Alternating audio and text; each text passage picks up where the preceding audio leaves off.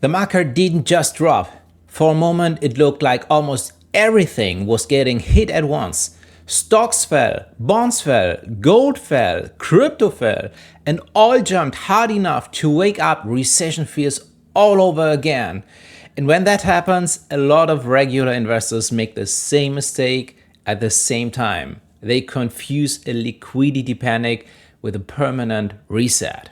So, in this video, let's walk through what likely caused this 2026 drop, why even so-called safe assets got sold, what this says about the depth-heavy system we are living in, and most important, what you should actually do now if you're trying to build wealth instead of just react to headlines.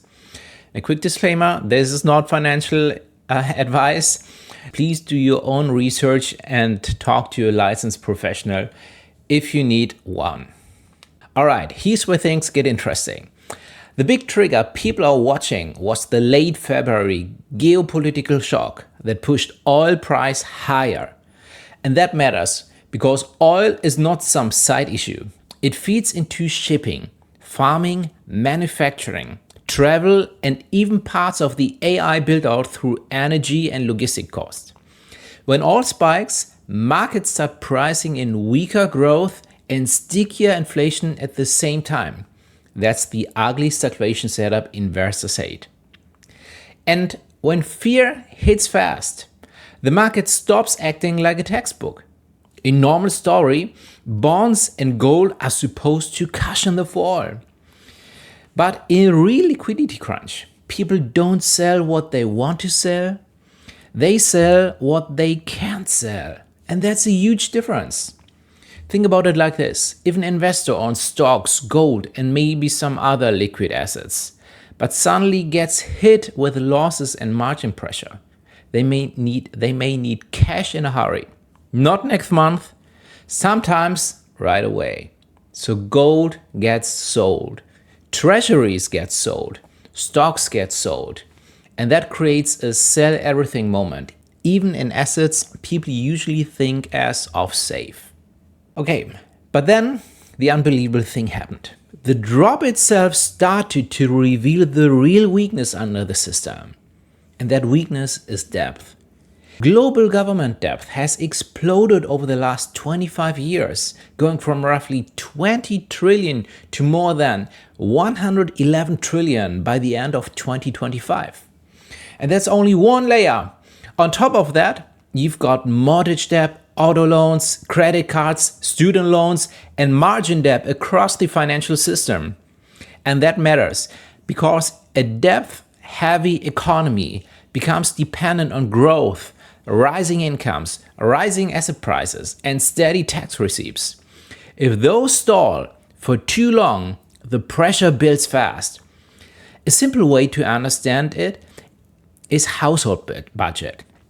If someone has a big mortgage, life feels manageable while income is stable or rising. If income drops sharply, that same debt becomes much harder to carry. Now scale that logistics across households, companies, governments. So, what does that mean for the stock market in 2026?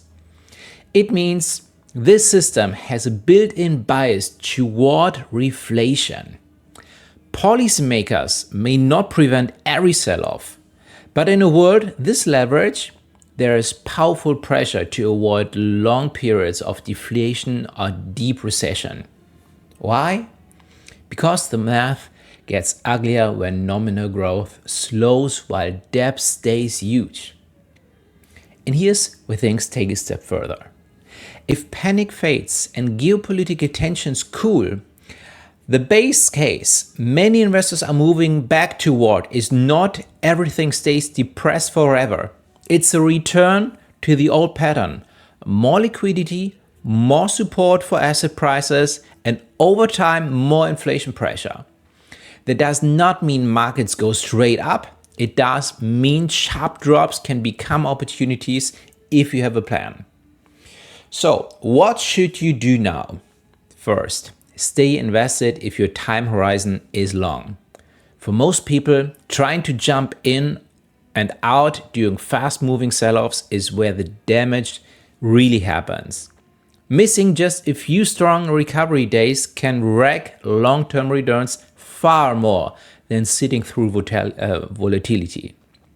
Second, if you're buying after this drop, don't try to be a hero and nail the exact bottom. Dollar cost averaging exists for a reason. If you buy in stages, you reduce the pressure to guess perfectly.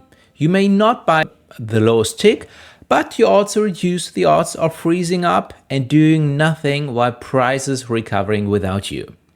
So here's where things get even more practical. Avoid excessive margin. This point is boring right up until it becomes life-changing. Borrowing to invest can magnify gain.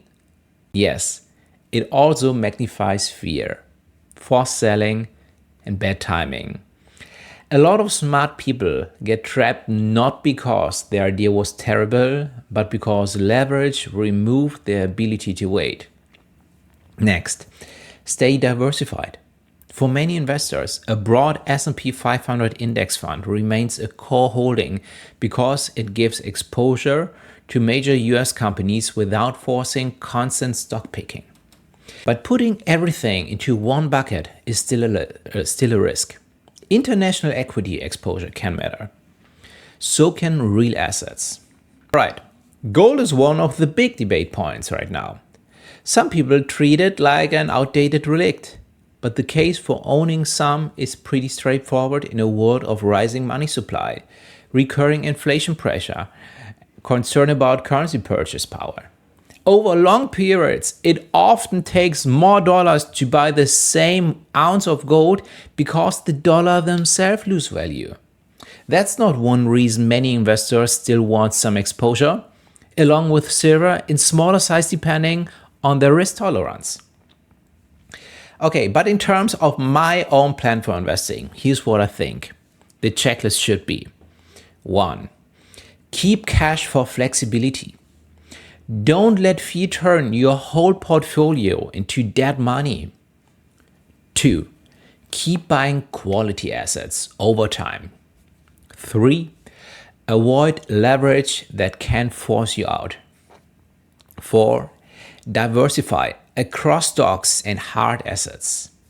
And 5. Watch the next phase closely, especially oil, inflation expectations, credit stress, and whether this remains a short liquidity The last point is the key. A sell-off caused by panic and forced liquidations behave differently from a collapse driven by permanent asking destruction.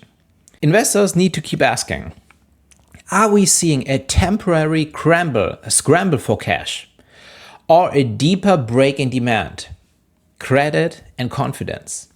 The answer to that question should shape how aggressive or cautious you get from here. So yes, this market drop is serious. But serious does not always mean hopeless. Sometimes it means the system is reminding everyone how fragile leveraged markets can be. And at the same time, handing patient investors a better entry point that they had a few weeks ago. If you're investing through this, move calm, move disciplined, and move with a plan. And if you want, let me know in the comments, are you buying this dip, holding steady, or waiting for more downside? If this helped you think clearly, subscribe to the comment section with Thomas Paul, and I'll see you in the next one.